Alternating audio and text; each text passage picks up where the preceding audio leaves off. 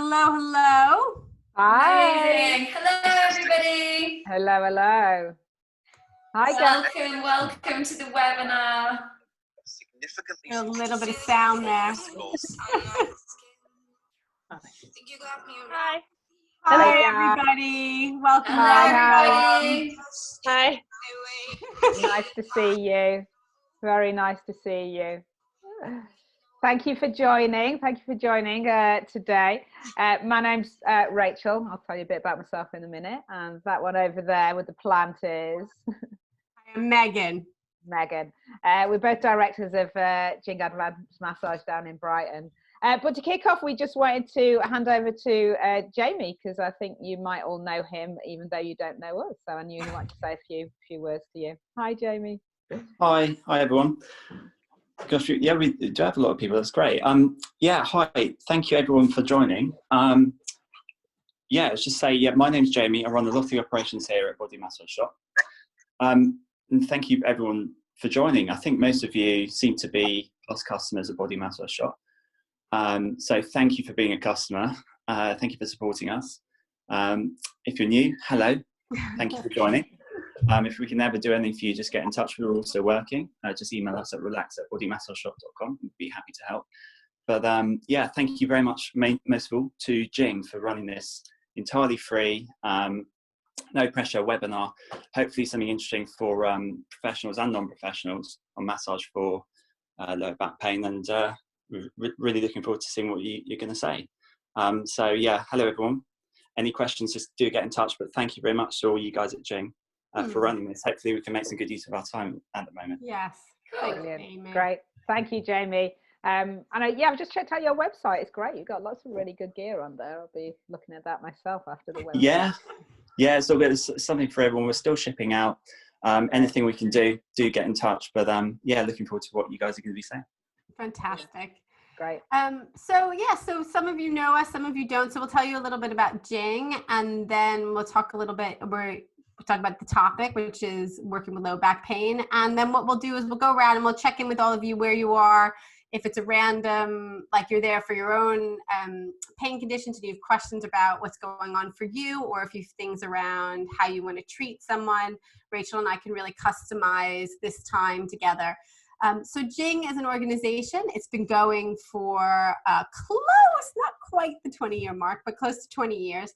And we are dedicated to the treatment of chronic pain from a musculoskeletal perspective. So we teach loads of different courses, from beginners courses on how to become a wonderful massage therapist, the best profession in the world, to very advanced courses on advanced anatomy and advanced pathology, and everywhere in between. And the philosophy that Rachel and I really share is understanding, which I'm sure all of you share, is that understanding pain is something that's very multidimensional. So although from some massage perspectives, they think about a sprain and a strain and the injury to the tissue and how it needs to be treated. And, that's kind of one perspective and one view, but we're a bit wider. Our framework's a bit wider around that. So for instance, a hamstring injury in a 22-year-old athlete is going to have a very different prognosis and treatment approach than somebody who, now we have loads of them, weekend warriors, people who've never run before, and they're out running and it tears, and they just have absolutely no idea about their body mechanics, how to use the body, how to repair, and what to do, and how to work with them. So we take all of these into perspective when we're dealing with chronic pain. And with today's topic, low back pain, we know that low back pain can come from a variety of sources. And it can also last for a variety of time. And where Jing comes into that equation is we teach therapists how to be able to do those assessments, how to really understand the pathology, how to put together a long treatment approach, so that massage therapy isn't just a luxury.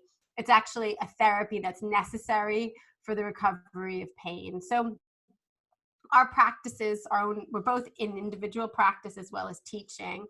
And we have opened and traveled the world as massage therapists. So Rachel and I both worked in New York for a long time, in California, and have traveled around opening up practices and kind of know what it's like to be, you know, the new kid on the block or the person who's been around a long time. So we're really happy to share all that experience with you. And I would love to say also, for those of you who haven't met us before, that we are always open to whatever questions you have, and never to feel that any question is too obvious or too silly that you couldn't possibly ask it, because, you know, we'll find out that you don't actually know what you're talking about. Like, it's the opposite of that. Like, the most obvious questions are so super welcome, because if you have that question, everybody else does. So please feel free to ask us, and we'll make this as interactive as possible.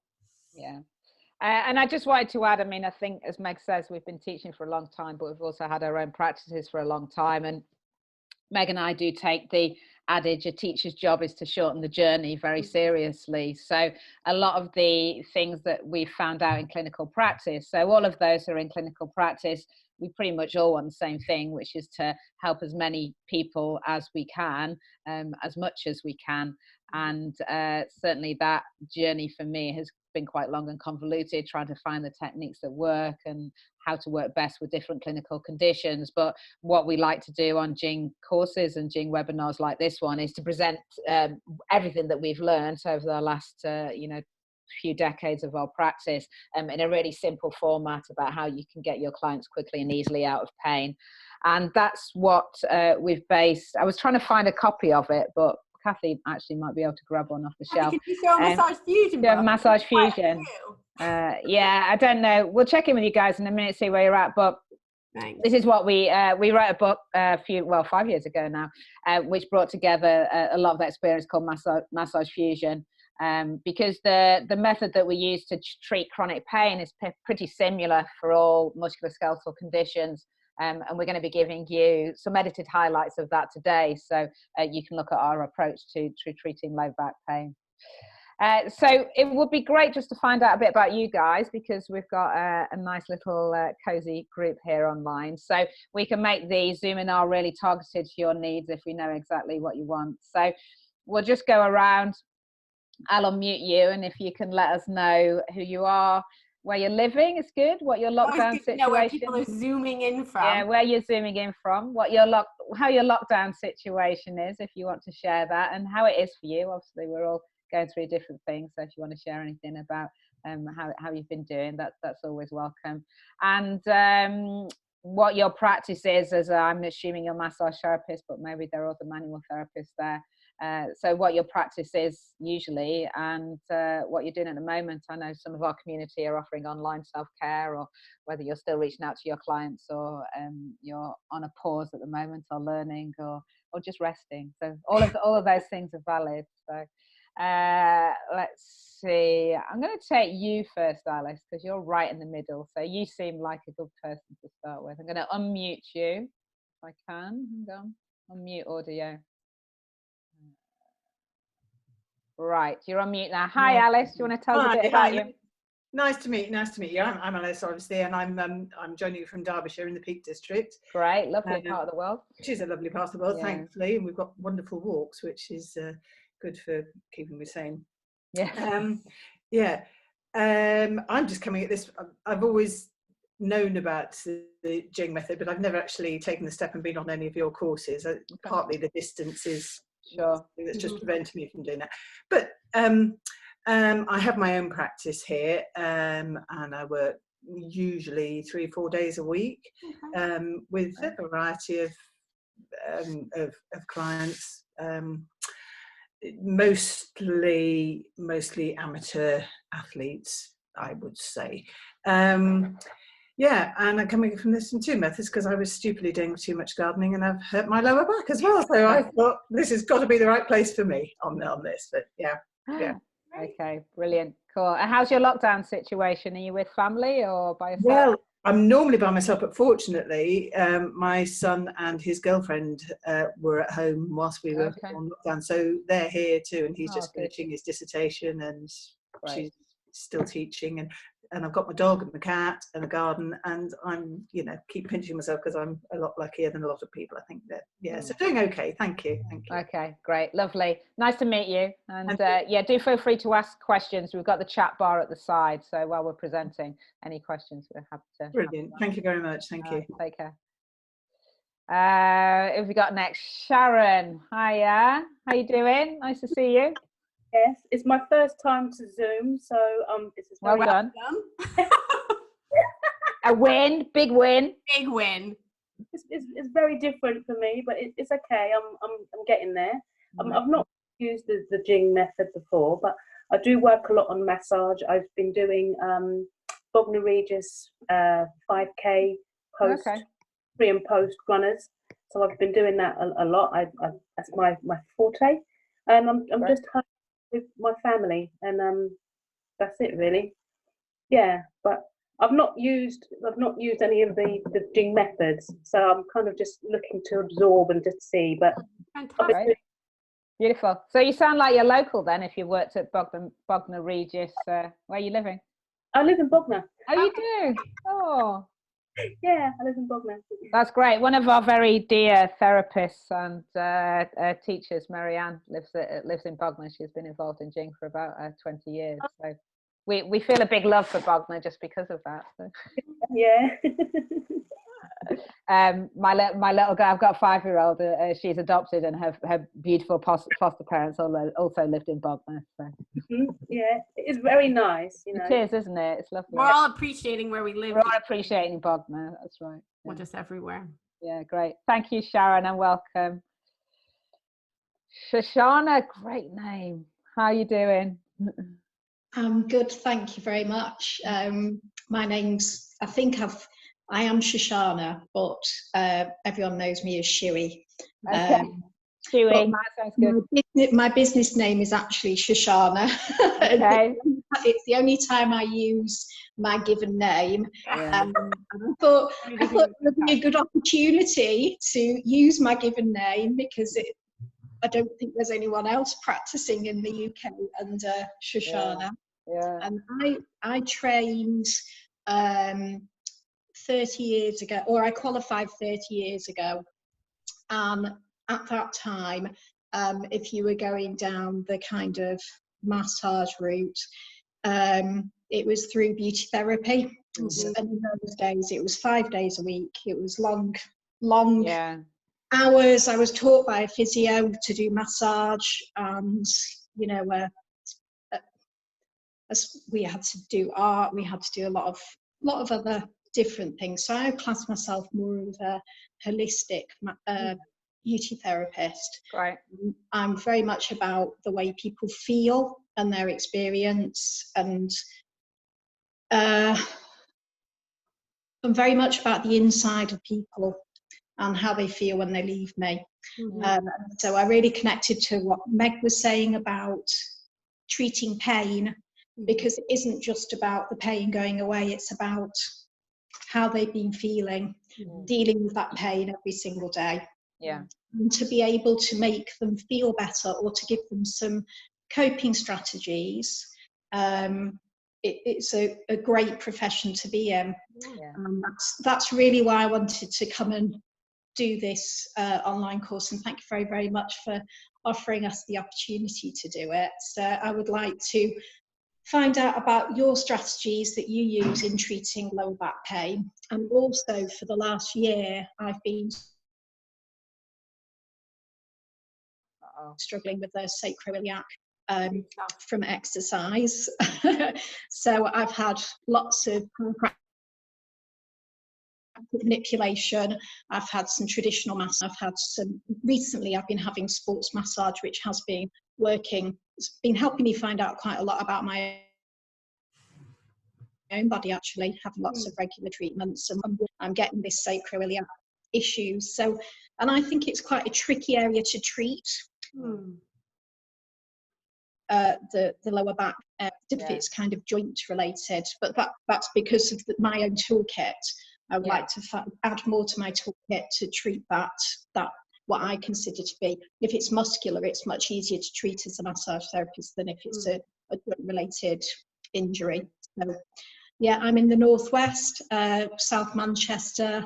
Lockdown is, I don't know, very strange. Very strange. And yeah, I work in my gorgeous garden studio, so I can actually see my workplace. Yeah. And at the moment, it's been used to store toilet roll and whatever other massive quantities of food we had to buy. So that's Right. me. All right, beautiful. Thank you. Thank you. That was lovely. Forgive me if I'm saying your name wrong. Krasimira, am I vaguely near that correct pronunciation? Say it for us. Yes, very good. It's a difficult name. You can call me Krasi short, if it's easier. No, I want to call you what you want to be called. It's not about. All about it. Yeah. Okay, so I'm a beauty therapist. I trained 10 years ago, and I'm mobile, so I go to people's houses.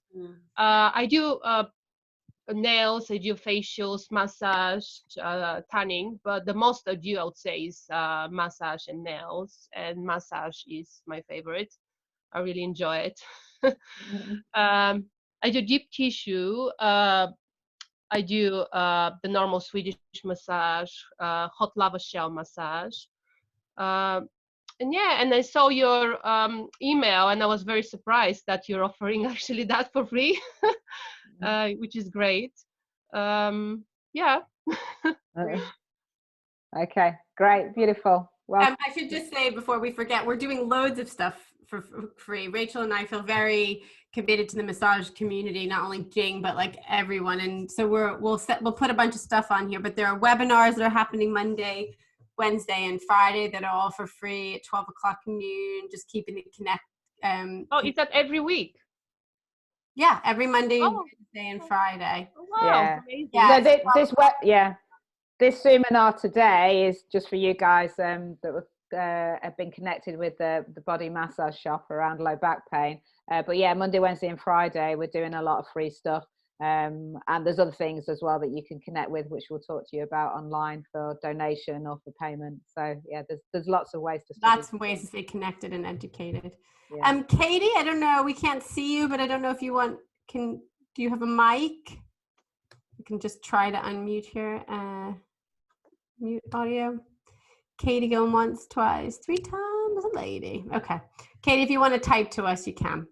All right, so let's talk a little bit about the subject matter. So specifically low back pain. And you're right. I mean, I think it's an interesting thing to look at. First of all, we know it's really common.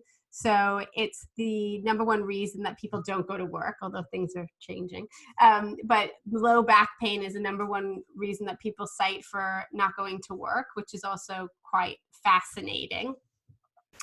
And it's something that can come from a variety of reasons. So most people have something we call non-specific low back pain. So although the scary bits of things like can the low back pain coming from herniated disc, you know, what is sciatica, is it an SI joint dysfunction, all of those things kind of come up into our heads around why people might have low back pain. But mostly it is actually musculoskeletal and specifically certain muscles that we're going to share with you. So we're going to really treat from a holistic perspective the whole person when we do things like our consultation and also taking them through range of motion testing. So if you have questions about that, ask us. But when you're doing your consultation, you want to be asking questions around injuries, surgeries, specific life events that are happening from a physical standpoint. But we also take into consideration sort of life events as well. So has lockdown been difficult? You know, are people locked down with the people they didn't mean to be living with? You know, all these things are going to contribute to people's pain. So in this situation, we now have a myriad of reasons that people are going that the emotional consideration, their emotional experience is going to physically become part of their experience. And what Rachel and I will both say over and over again is it's never in the mind. Okay, so we have to get rid of that. When people are like, oh, I don't really have it, it's just in my head. If it's in your head, it's in your body. Like, that is a real thing. And the nervous system will communicate to the brain that the body is in pain. So just to kind of have a sense that we never ever discount any reason that somebody is in pain, and we can always treat it. It's just about that toolbox being broad enough. Yeah. Can everybody see my screen share? Did that work? Yep, perfect. Yeah, okay. So just wanted to take you through what we're going to be talking about today. So we're going to introduce you to the Jing method, which we remember by the mnemonic HFMAST or HFMAST, which I'll explain a little bit in a minute. We're going to talk to you about how you can actually treat your clients and look at reducing low back pain within 1 to 6 weekly sessions. So in essence, that's what the Jing method is. We ask our clients to come once a week for up to 6 weeks, and we expect to see a reduction in pain round about week 3. Once we've seen that, we then move them on to treating them once every fortnight, and then eventually a maintenance session of probably once a month or whatever works for them time-wise. So we'll talk a bit about that, how you can reduce client pain quickly and easily. We're then going to show you a little bit of our online low back pain course. We teach a 2-day CPD course in treating low back pain with the Jing method, and it's a very comprehensive online course. So you not only get all the anatomy, you get the pathology, you get stretching, you get acupressure points, you get all the ways that we're going to talk to you about treating low back pain. So you get the videos, and you also get handouts, and you get quiz questions. And we've got a big sale on the courses on at the moment. So if you do want a place to go for further study, without a doubt, you're going to get practical tips in this Zoominar for you to take forward and use with your clients. But if you do want a place to go and have further study, then we'll show you the online course and how you can access that. And of course, all the way through, actually, there's time for questions. So if you have got questions, just type them into the box, and we'll do our best to answer it as we go along. All right, so the Jing method. What is this mysterious Jing method? I think Meg's always said, Meg and I have been therapists for best part of 20, 30 years now, and I think Meg has always said that we haven't made anything up. So all the techniques that we use in Jing have usually been sort of pioneered by other people before us. But I think what we have done is to bring lots of different techniques together in a format that works quickly and easily for your client. So if you've been around massage for a while, as it sounds like quite a few of you have, you probably go on different courses, and you go on a course and the teacher says, this is an amazing technique and this is going to cure everybody with neck and shoulder pain, and you come out and it doesn't really work the same in the clinic as it did in the class, or the teacher spent a lot of time talking about science but only taught you a couple of techniques, or it works on Mrs. Jones but it doesn't work on Mr. Smith, So what I found with my clinic, and what Meg found to a similar extent as well independently in her clinic, was that if we actually combined a lot of techniques together in one session, we are more likely to get a maximum result. So what we've done in Jing is we show you very specifically how to put these techniques together, and we remember them by the mnemonic HFMAST. So do you want to talk people through that, Meg? Yep. So when we come up against any pathology, for instance, low back pain, we want to instinctively and based on evidence, so 2 things that usually come out with the same answer, are we going to use hot or cold? So if somebody, so I can unmute everybody and people can shout out. So if somebody is coming in with an acute condition, right, what's the time frame from an acute? Anybody got any answers on that? Come on, you all know. Is it early or is it late? What's an acute? What's the acute phase of a pathology? Early, super early, right? So that's like 24 to 36 hours, maybe 72, right? So that's like what we call the acute phase. So that's something that's usually flared up, right? There's inflammation, it's hot, that kind of thing. So instinctively, and from a research perspective, cold is going to be a much better analgesic. What it's doing the fibers, the research always keeps changing. We know that it's taking the pain, right? The cooling process is really good for both the mind and the body. If it's an acute phase, we're not going to put heat on it. That just feels wrong. We're not going to do that. But if it's a chronic condition, so if it's something that's gone from 72 hours up to 10 or 20 years, heat is really good for the musculoskeletal structure. So the fascia is going to respond to the heat, as is the muscle. So we got to make a choice there how we're going to use heat. So one of you mentioned lava shells. Great. In lockdown, you can also use a hot water bottle. You can be using steamy heat. We want to be using something. Wet heat is a much better tool than a dry heat. So if you have access to that, it could be a steamy towel. So that's going to really, I'm sure maybe, you know, even the website maybe has some heating implements to sell. So you want to get heat to this body. Yeah. And if you put heat on the body, everything else that you do afterwards will have a much greater effect and will be much easier to do as well. And I should say to you that there are two things that Jing is looking for. So although massage in and of itself might be a beautiful experience, so you might have candles and incense and, you know, all these beautiful things, which is why I'm a massage therapist, because I like all these beautiful things. But what makes us different at Jing is that we're looking for an outcome. And this isn't really something that was taught through sort of the traditional Swedish massage idea. It was about the experience. So we want two things. We either want them to have a decrease in pain or an increase of range of motion, or both of those things. So all of these techniques are looking for an outcome rather than just the experience of feeling good. So that's why we use these techniques. So hot or cold, whichever is more appropriate given the pain condition, chronic or acute. Then we're going to use fascial techniques. So fascial techniques is something that Rachel and I were lucky enough to come into very quickly in our career. So we've both been using it for about 20 years, but it's a bit more of something that's become a bit more fashionable in the last 10 years in the UK. So there are two schools of thought here. There's John Barnes kind of non-direct fascial work, and then there's also Ida Rolf. So you've got kind of lots of different methods within the fascial technique scope, but we tend to use things like if it's a very acute or something that's going in and out of acute to chronic, it's a lot of tenderness, we'd use something called a cross-handed stretch, which I'm sure will be coming along in our slides. So we're going to use some fascia there because we're not using any oil to do it. So we do it first. Is anyone using any fascial techniques at the moment? Is that, or know anything about them who want to ask any questions? Yeah, well, you know a bit about. Who was that? That was me, Sharon. Sharon, I thought it was Sharon. I thought I knew your voice already. Already, Sharon. So tell us a little bit what you're doing. Well, I recently did a scar therapy, scar management course using Ida Rolf's techniques. Perfect. Okay, and cool.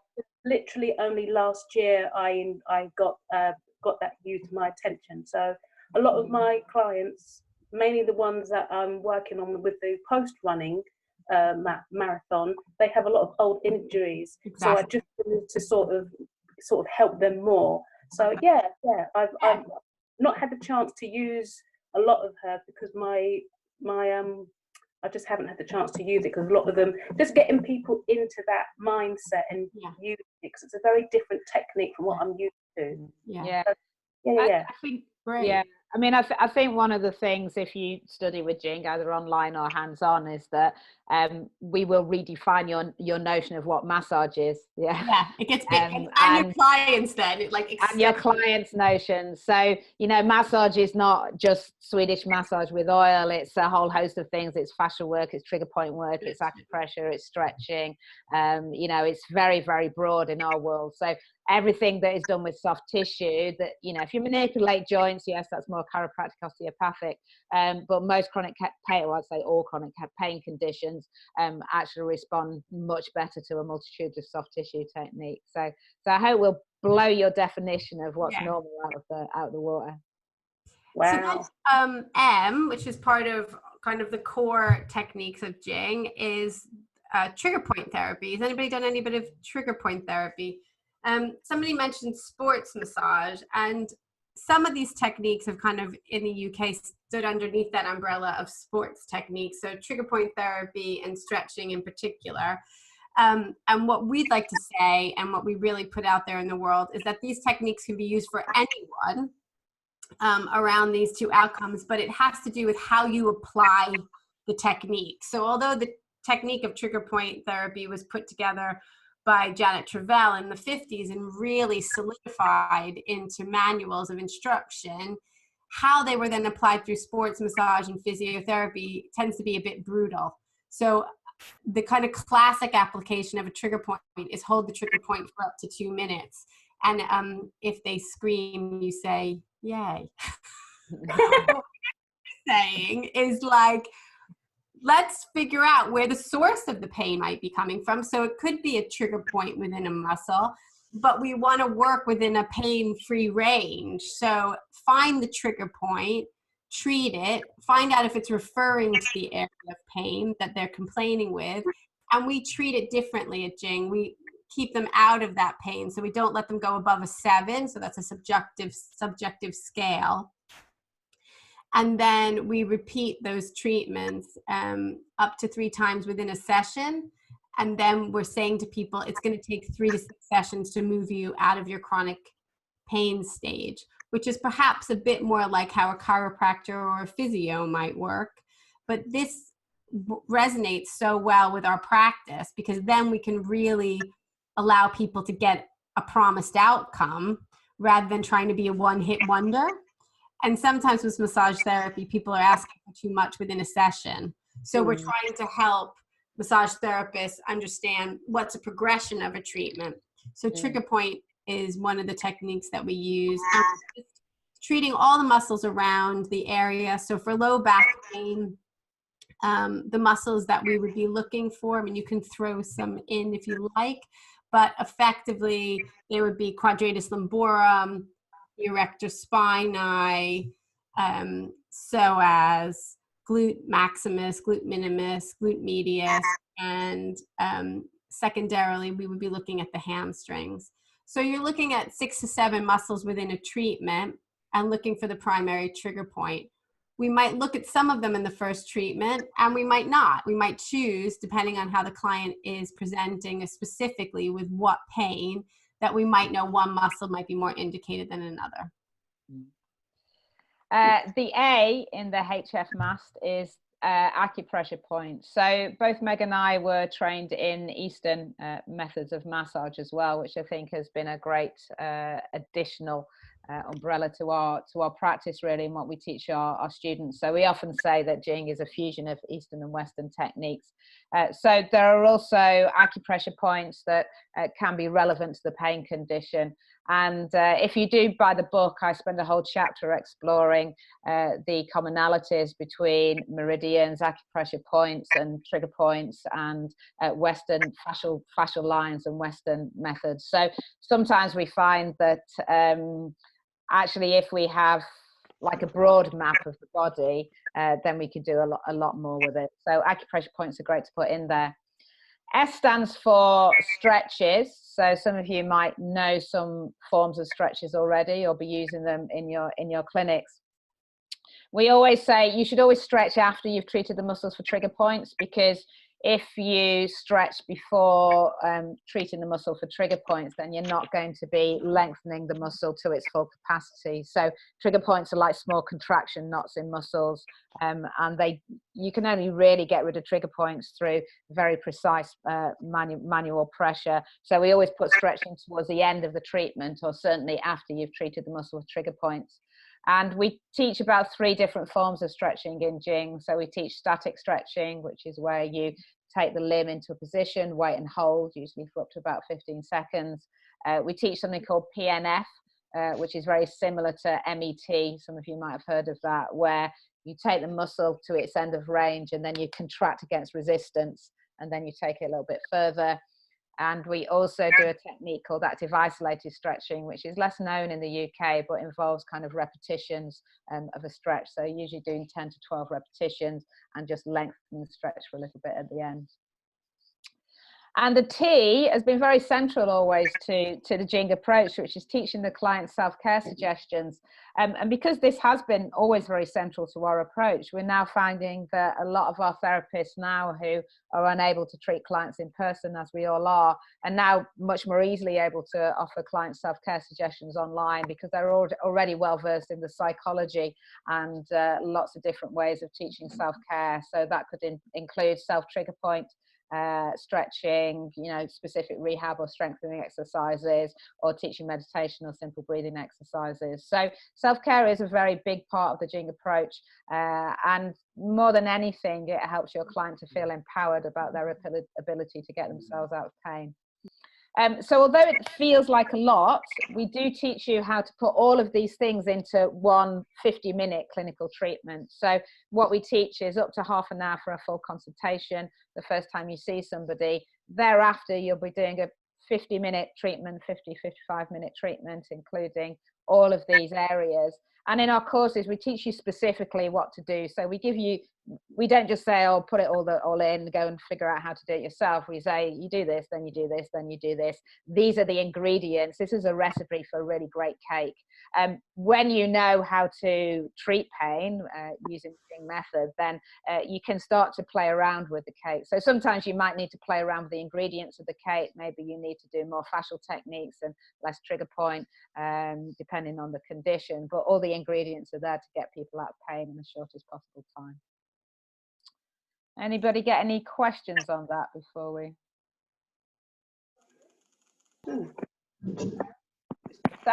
Sounding plausible.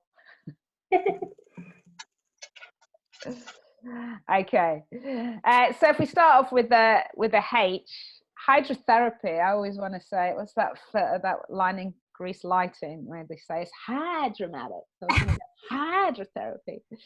So there are. Is anybody using hot or cold in their treatments at the moment? Who had lava showers? Anybody else want to type it? Or you can say, can't you? There's not that many of us. Shout out. Hot bamboo. Oh, lovely. Yeah, hot bamboo. I've never had that, but it sounds amazing. Yeah, hot bamboo. Anything else? No. Yeah. I mean, if you're not using heat, it does really enhance your treatment for very little effort from yourself, really. So. As Meg said, the simplest way, you could just use a hot water bottle wrapped in a moist towel. There are electric heating pads as well you can use. We teach hot stones at Jing, and a lot of Jing therapists actually use heat through the stones. So you can either at the beginning of the treatment put some of the large hot stones over the area of pain, or we actually teach you to massage with the stones as well. So stones is a very lovely way of applying hot or cold. And you would always do this at the beginning of the treatment. Right, F stands for fascia, within the HF master approach. You want to talk a bit about that, Meg? Right, so this image is always slightly disturbing when I see it. I know, right? It's not a client's leg, don't worry. And it's clearly, from the 1970s in the background. But these are all the layers of fascia. So, from the epidermis all the way down to the covering around the bone. What is also a nice picture of fascia is if you think about an orange, come out of the dissection. If you peel an orange, all the white bits around is like the connective tissue of the body. And what we found as clinicians is that if the layers of fascia are released, that can make a huge difference on letting the muscle have space. So the two things are working in conjunction, and in fact, they're the same thing. So what are techniques? Do we have a technique picture? Do you want to say a bit more about the fascia? I feel like that's good. No, I think that's good. Good. Yeah. There we go. Cross and stretch. We knew that was there somewhere, didn't we? Yeah. So this is something that we find is incredibly challenging. Maybe, Sharon, you did this on your scar tissue class or you didn't. It's a real classic technique. It's called an indirect stretch. And one of the things that makes this the most challenging thing for some massage therapists is you almost do nothing and you do a load, right? So it's a really crazy thing. So if we've been trained to do fast and lots of effleurage and petrissage and that kind of thing, we're now saying to you, okay, the best thing you could do for low back pain is put one hand Then put the other hand in what we call a cross-handed position. They're 3 to 5 inches apart. You then take 60 to 90 seconds to sink down through the layers of fascia. That feels like forever because you're standing still. All these voices are going in your head where you're thinking, the client's thinking, what the heck am I doing in the pain? But actually everybody loves it because everybody needs to slow down. And we breathe together. And then what you do is you put the tissue on a slight stretch. So you engage in the fascia and then hold it into a bit of a stretch. So there's a bit of a lock position. And then the fascia does something we call unwinding. So it starts to release and you start to help the body find a way to have more space. And as you can see this picture right here, maybe you can, maybe you can't. This is a side lying position for the quadratus lumborum. So the QL is the #1 muscle indicated in low back pain. I'm sure a picture of that's coming soon. But its attachment point is the 12th rib and the iliac crest. Yeah, so you can all feel that on yourselves. If you take your hands and open up the sort of thumb and first finger and come around and wrap in and sort of feel the top bit of your rib cage and stick your thumbs up and behind, that is where your quadratus lumborum attaches. And then it goes down through the transverse processes to the iliac crest, the kind of Mickey Mouse ears of your hip bones. So this cross-handed stretch here, one hand is on the iliac crest and one hand is on the rib cage. And you're trying to create space. Loads of people now, particularly because we're sitting all the time, are going to have a lot of low back pain just because this chronic spasm. Okay. That's another fascial technique as well. So there's lots of different fascial techniques that you can use. So if you have got some in your toolbox, you should definitely use them after you've applied heat and before you go in with any other work. So we're just pulling a couple of fascial techniques out here. Skin rolling is also another technique that you could use where you're literally here just picking up the skin and superficial fascia underneath. Again, we've got no oil in this technique. So we've got a big wodge of skin and fascia, and then we're just kind of rolling the thumbs forward and then kind of feeding in with the fingers. So again, it's a really good way of releasing one layer of superficial fascia off any layers underneath that it might have become stuck and adhesed to. Really what a fascial restriction is.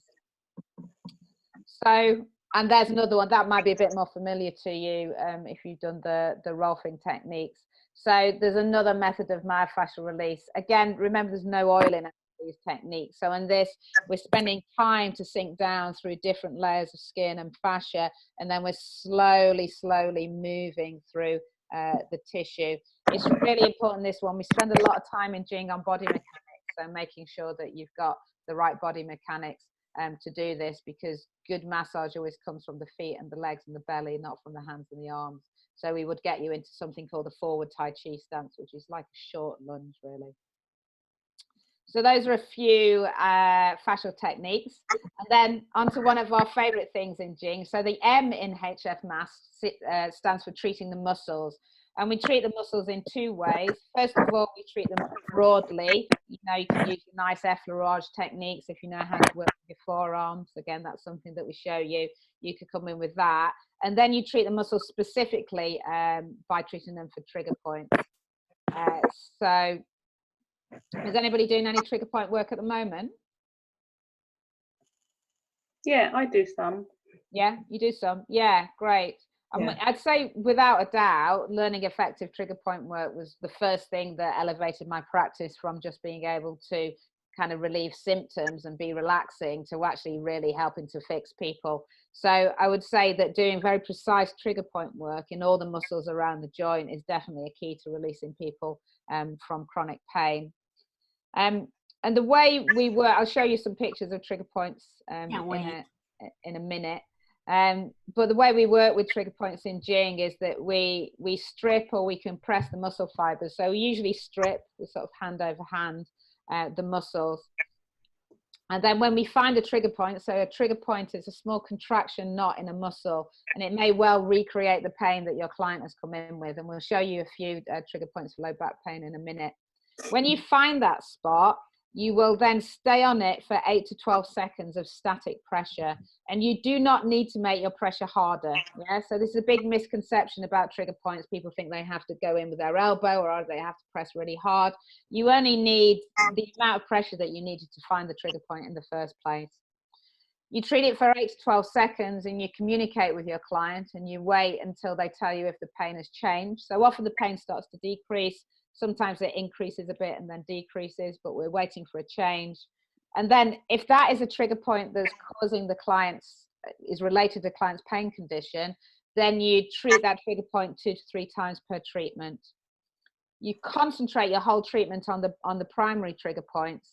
And then again, we're really looking at this 1 to 6 weekly treatments. So you're not going to fix your client's 20-year low back pain problem in one session, but you've got a good chance of fixing it in 3 to 4 sessions. So once a week for up to 6 weeks. Let's see if we've got some pictures. There you go, Meg. That's your favorite, the quadratus lumborum. Do you want to talk about that? Yeah. So look at this muscle, okay? So as I was just describing, 12 iliac crest. The little X's that mark the spot are where Janet Travell told us that trigger points are very likely to happen because there's a compression of this muscle when we're in a seated position. The red bits, so what are the red bits? Anybody want to take a hit at that? What do you think the red bits are? Pain. Yeah, like sciatic-like pain, right? This is where people are feeling the pain. So in particular, if it's a QL, if it's if the pain is originating from the quadratus lumborum muscle, you're going to have a very specific pain pattern, which is over the hip, a little bit lower on the lateral side, and also wrapping around the abdomen, which is kind of also a little counterintuitive. People think, oh, it's a back muscle, it must hurt in the back. But also just recognize that this is not referring locally, okay? So this is really a mind switch. If somebody is having trigger points in the quadratus lumborum, they will feel the pain lower down in the SI joint or around the hip. So when I started out as massage therapy, I always went to the place that somebody felt pain. I thought, well, if it hurts there, I'm just going to massage there a lot. And sometimes it made a difference. But what trigger point therapy did for me was change everything. It gave me a map to know where the origin of the pain. So QL, trigger points in the QL, can often be misdiagnosed as SI joint dysfunction because the pain is right there in the circle, right around the SI joint. What's our next muscle, Rach? If I could move it on, hang on. Bear with. We've got the whirling, so other muscles, whirling circle of doom there. Yeah. So the other muscles that are indicated, for instance, are like erector spinae. So the muscle that goes from all the way to the top of the occiput, all the way down in the sacrum, that has a different pain pattern, as does the psoas. So all of these muscles will give you a direct inclination to why somebody is feeling the pain they are. So this is kind of really a bit of a mind explosion if you've always thought that muscles just refer to a specific place of pain, i.e. locally. So Shoshana, you brought up sciatica, or sciatic-like pain. This is something that people will often come in and say, I have sciatica, right? We've all heard that. Like people get, and that's what GPs call it all the time. But it's a terrible term because sciatica is only a symptom. It is defined as pain radiating down the leg. It doesn't let us know why it's happening. So for instance, somebody can have sciatica from a herniated disc, right? Or they can have it from trigger points in the QL, or they can have it from trigger points in the glute medius, or they can have it from trigger points in the psoas. So it's just kind of having a sense of how to do that. And what our course is how to find those muscles, how to palpate them, and how to specifically treat them for the pain that the client is coming in with. So that picture there, can you all see that now? I've got that yeah. So that's a side lying way. We teach you a few different ways to treat quadratus lumborum, but side lying is quite a nice way to get into the QL. So the QL you find between the a skeleton, nice, and the last rib, the 12th rib. So we would come into it. So if in their side lying position, you can actually kind of come down, and you should be able to feel it like a hard ridge. So it's kind of, you have to go through the abdominals.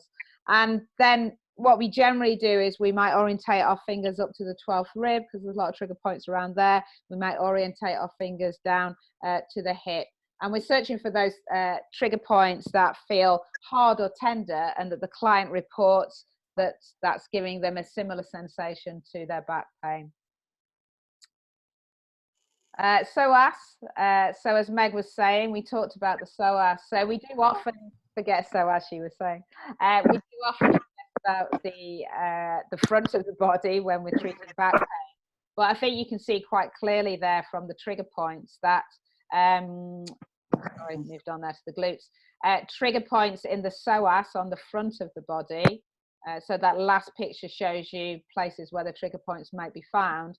Not only cause pain into the, not only cause pain down around the groin and around this area, but also into the low back. The other interesting thing is that once pain's been set up in an area, then that area in itself develops trigger points. And that is really the reason we treat all the muscles around the joint, because you might start off with trigger points in your psoas, that refers around to the back, and then your quadratus lumborum gets trigger points in it as well. So in the Jing method, we'll teach you precisely how to treat trigger points in all the muscles around the joint. There's another one, the gluteals. Trigger points in there can cause pain around the sacroiliac joint, into the top of the buttocks, around the coccyx.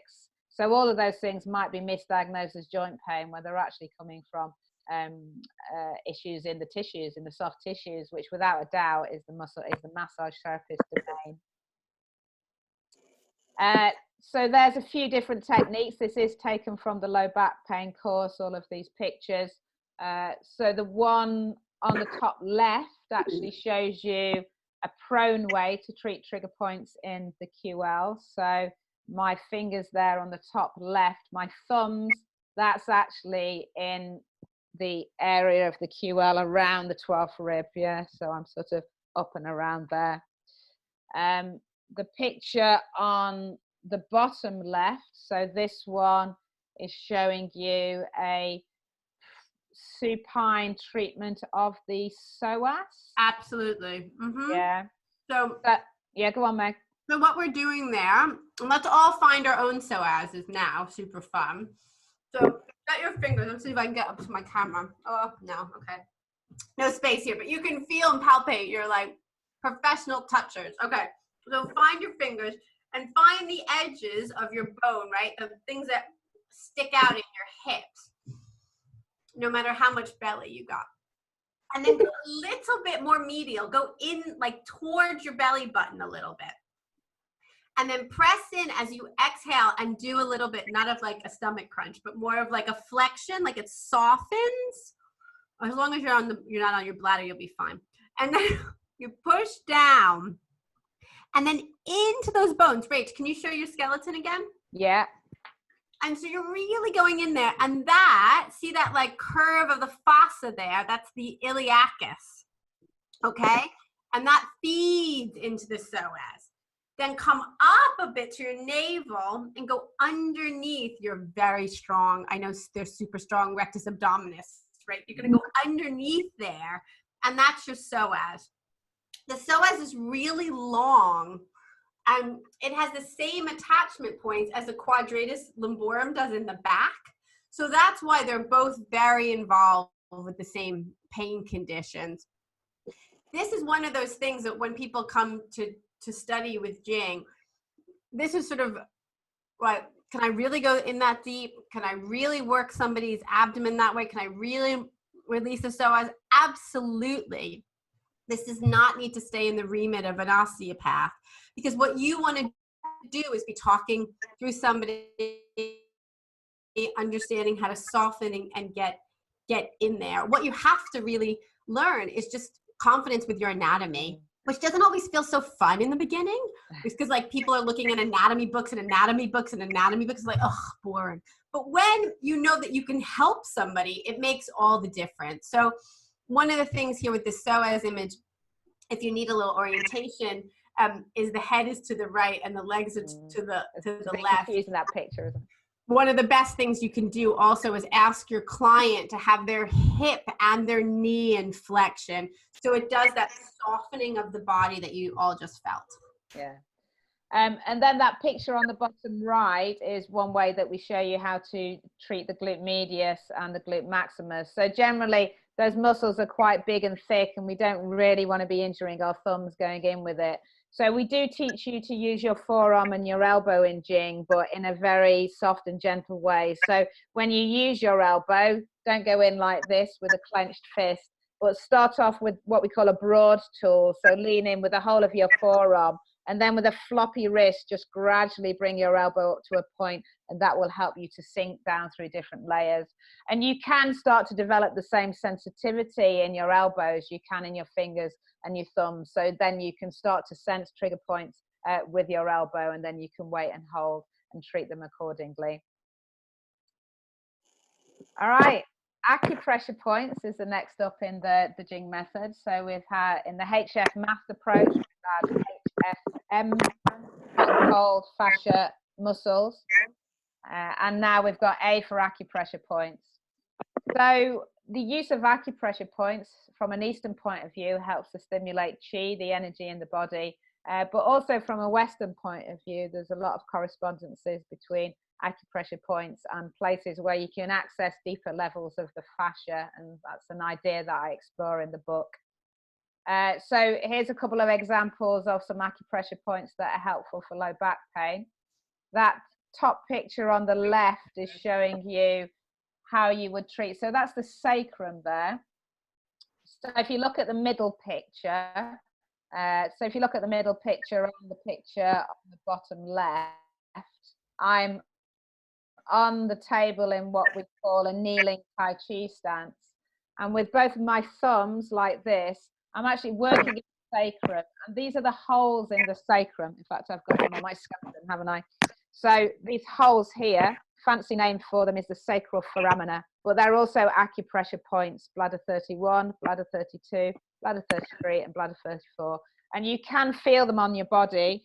And if you get your little thumbs in there, wait and hold for about 3 to 5 breaths, we say with acupuncture points, and then that can be really helpful in releasing low back pain.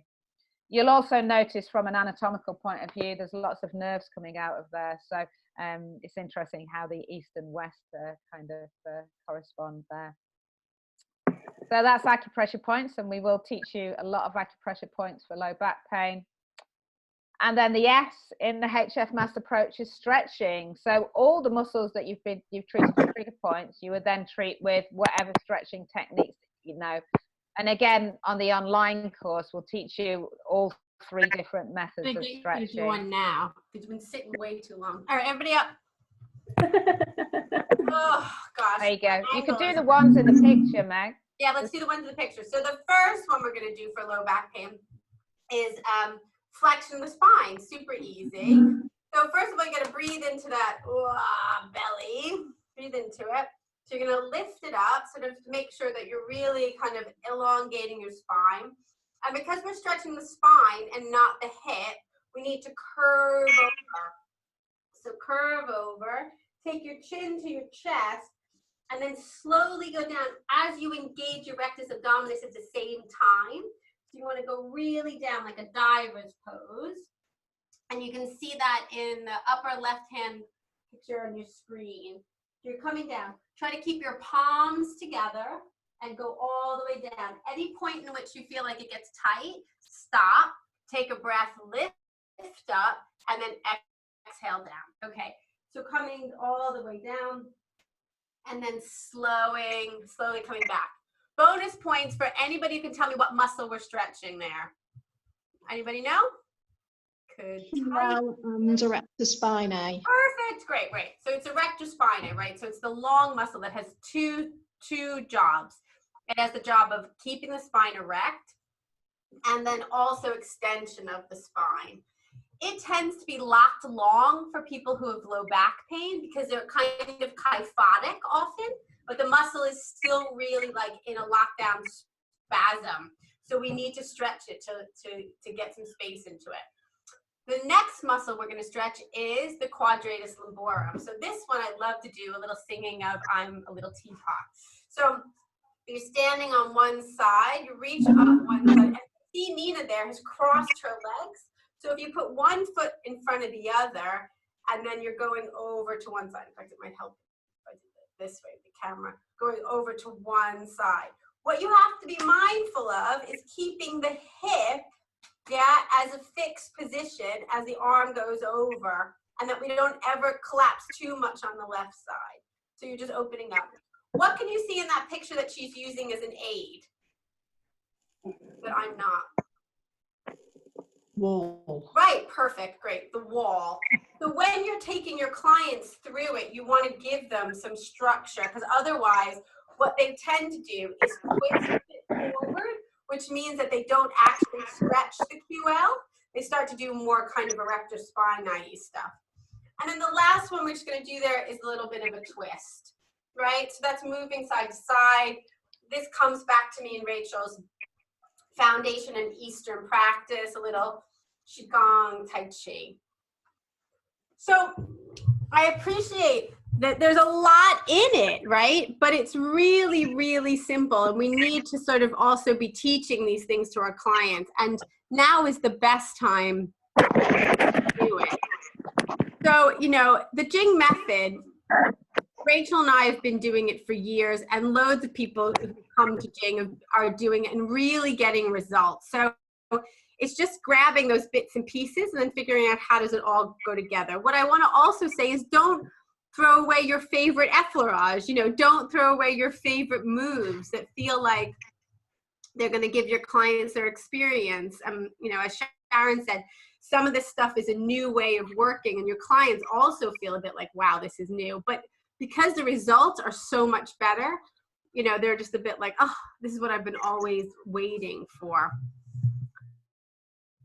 So questions, thoughts about that? Is that different than you thought? Similar? Do you still have questions around low back pain? Helpful, unhelpful? Tell us, my friends. Tell us. Should we unmute each one through back? Can I ask a question? Of course. So basically, you mentioned the tiger points, which feel, do they actually feel like the knots? Mm-hmm. They feel like a knot? They're a bit harder? Yeah. And when you massage the tiger points, people will feel the pain. Okay. First of all, I love that you're calling them tiger points, and I'm going to always call them that from going forward. Sorry. Okay. They are now forever known as tiger points. I love them. They're better as tiger points. Better as tiger points. You've invented something. Sorry. Right now, you've invented it. It's great. So trigger points. Sorry. Trigger, T-R-I-G-G, like Tigger the tiger. They are, you can palpate them. But the big thing about that, which is super good that you asked about that, is they can be as small as like the top of a pin, like really tiny, like a pea, or they can be as big as a grapefruit. So in the piriformis muscle, for instance, loads of people, you can feel them really palpate like a golf ball. But what you don't want to do, which is also a different thing, is you don't want to rely only on your palpation skills. So what we teach is the approach that you're going through the length of the muscle, looking at those X's and thinking, is there one there? Is it one there? And then asking for client feedback. So in your consultation, they will describe their pain, like i.e. the sciatica running down the legs. And you say to the client, what I'm going to be doing is looking for the specific trigger point that is causing that pain. If I come across it and you feel that sciatica, yay, excitement, we've recreated, and then you hold it for 8 to 12 seconds, will you always be able to feel it?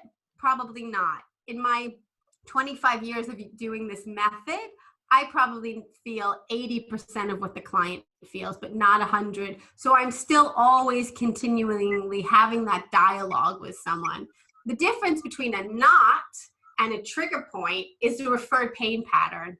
So if it just feels knotty, but it's not referring to where Janet Terrell told us is referred to, then we wouldn't categorize it as a trigger point. We would characterize it as a knot. So that's a bit different. Great question. I feel you, Alice. Alice got a question. Go ahead. I'm muting you. Hold on.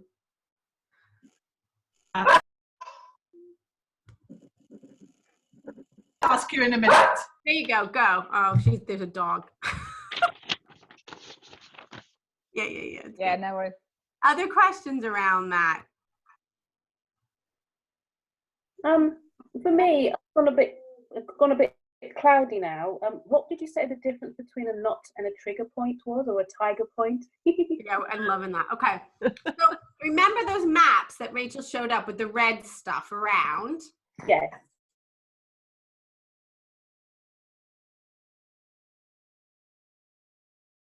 Very specific to muscles. And you could spend your whole life studying them, which is what we pretty much do at Jing. We teach them. But you don't have to memorize them. You can look at them in a book, or you can do the Jing method, and it'll tell you what muscles are indicated for what pain patterns. But every muscle has a specific referred pain pattern. When you find the knot in the muscle, so both the trigger point and a knot will feel the same to the practitioner. So it feels like knotty, congested tissue. It's a bit locked down. When you press on it and you palpate it, if it refers along those red lines, trigger point. If it doesn't, and it's just sort of locally and stuck there and it doesn't go anywhere, it's just a knot in the muscle. That's generally speaking. Obviously, sometimes it breaks the rule, but that's pretty much the difference. Yeah. And I think massage therapists sometimes, I know I always used to get a bit obsessed with knots. So you can end up massaging away at something that isn't actually at all to do with the client's pain condition. So I think a really good example is between everybody's shoulder blades, it always feels a bit knotty, right? And you spend ages massaging away there. But actually trigger points in the scalenes, which are in the neck, can refer between the shoulder blades. So actually like 2 or 3 minutes work on the scalenes could release the pain between your client's shoulder blades rather than 20 minutes of petrissage, which is going to knacker your thumbs. Yeah. And I think, if you're going to take something away from this workshop that we've done right now, is to figure out and get engaged with the psoas and the QL, the quadratus lumborum. Those muscles are really indicated in people's low back pain. And it doesn't really matter where the sciaticas come from, because those muscles will have set up around the area. And so they're causing the pain. So that's something that our experience has showed us. Can you see my screen? Because I just wanted to. Yeah. So if you were interested in studying further, then the online courses, I think they usually retail at $250, but I think it's £75 off. 175. Yeah, that's right. So you can access them immediately once you buy them. And basically so if you're interested in low back pain, we also offer ones on neck and shoulder and lots of other pain conditions. Each one has about 10 lessons in it. So those first 4 lessons are like great fundamentals around stance and draping and HF mass, which we've just talked to you about.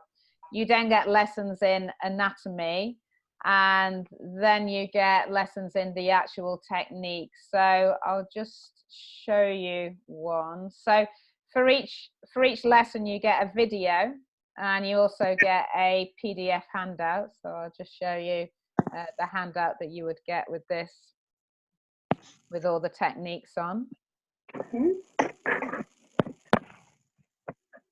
So you get a nice handout that talks you through step by step all the different techniques that you would use.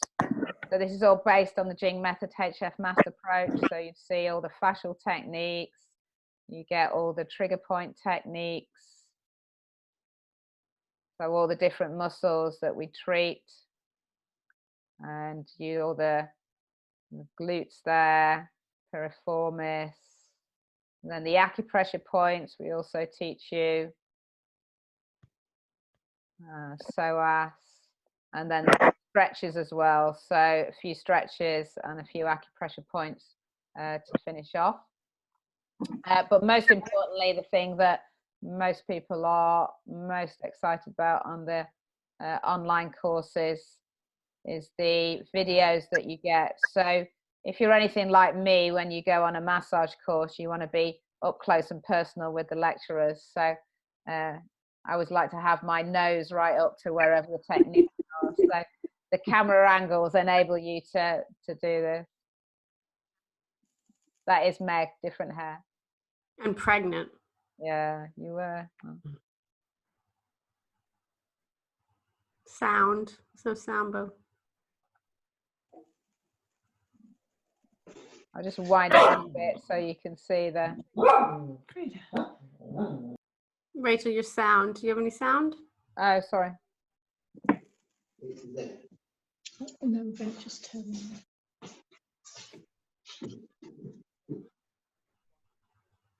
I don't know how to share the sound and the. Okay. I don't know how to share the sound and the picture there. It was a bit of poor show, wasn't it? Usually it just plays. Yeah, it was playing on my sound. Let me just find. And then the other one. part of it, which I feel like is a big part of what you guys all want to learn, is understanding the difference between the different pathologies. So understanding the difference between something like herniated disc and how it's to treat herniated disc versus something like piriformis syndrome. So the course will really take you through all of that. And it's about 8 to 20 hours of video and time, and you have 2 years to work through it. So that's happening, and you can play with it, and it can also be a resource as you continue onward. So those courses are there. There's also the noontime webinars that we're doing Monday with a bit of direct fascial work. There we go, sound. Well, using. Can you hear that? No. Yeah. You can hear it. A bit better, just leave it. Okay. And then also we're doing a massage conference on Friday. So if you all wanted to get involved in the conference, that's happening from 10 to 3. And that's also by donation, and we can send you information around all of that. Yeah. So I hope that it was helpful today. Alice, can you ask your question now?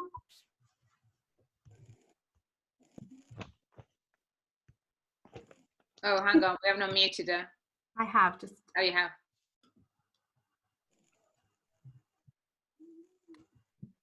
Over there. Sorry. Yeah. Apologies, that was bad timing on that. Mine was a similar question. It was the difference between the trigger points, pressure points, and just define. I'm a little muddied when I'm practicing. Sometimes, perhaps I don't define.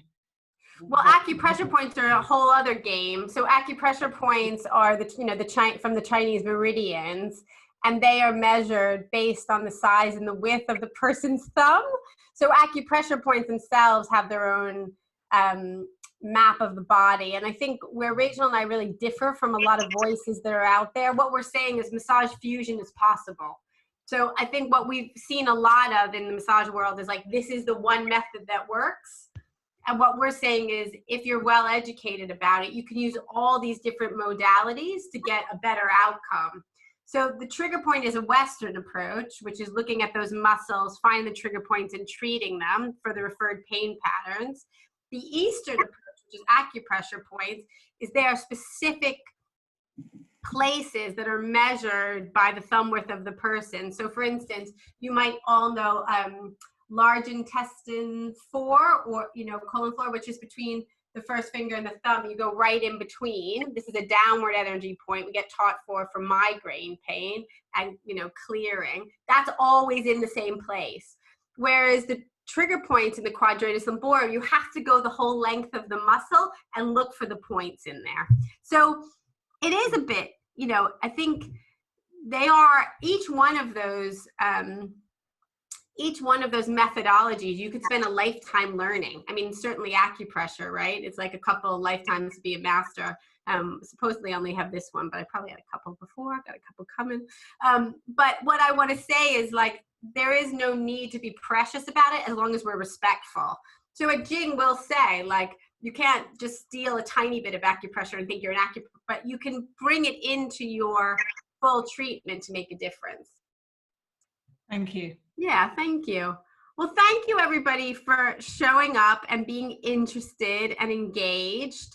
And if you have any questions, you can email support@jingmassage.com.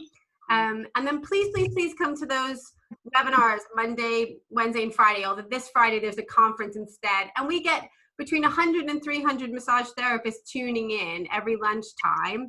So it's really good for you to be able to talk to each other, find out what's going on in people's practice. People are sharing loads of ideas. There's also the Jing Hub, which is a Facebook group that if you find it, it's called The Jing Hub. You can get on that, and it's like a private group for massage therapists to share ideas without feeling like they're being watched. Yeah. But we will send a follow-up email with links to the online courses if you're interested. And I mean, also if you're feeling ambitious and you really want to train with us, we are actually offering our year-long clinical massage course in a big online format at the moment. So if you're interested in that, call Meg, because she's on the end of the phone. I'm on the phone! And the phone number is 01273 628 942. So if you're interested in studying with Jing at all, just give us a shout. We're really happy to talk to you about what works best for you, time, money, and distance-wise. And it's great to be contacting some of you who may not have been able to make it to Jing physically. So this has been a beautiful way of reaching out, really. And thank you to Jamie for working with us on this. Thanks so much, Jamie. Yeah. Thanks very much. So welcome. All right, take care, stay safe, stay indoors, stay hopeful. Bye. Bye. Bye. Bye. Thank you. Thanks. Bye.